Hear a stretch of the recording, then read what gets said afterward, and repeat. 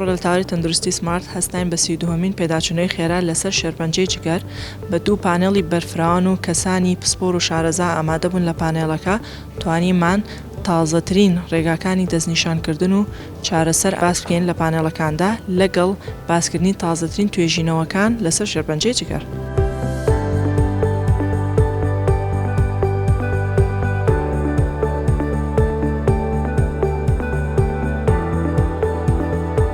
دەستان خۆش بێ ئەمڕۆ بەشداریمان کرد لە پێداچوونەوەی خێرا ئەم سیمپۆزیەمانەکە لە نەخۆشخانەی سمارت دەکرێ.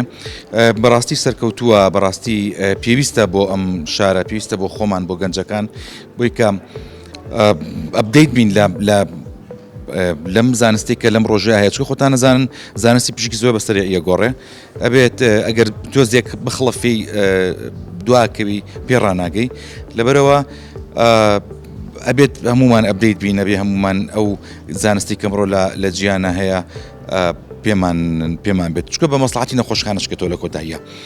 و زانستی پزیشکیش زانستیشی قوڵە، قورسە، وردە.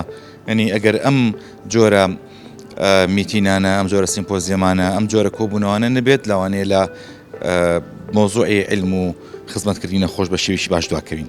دەستان خۆش بێ و هیوادارم هەر سەرکەوتوو بن و شوێن دەستان دیارە و شەڵ هەر بۆ پێشەوە.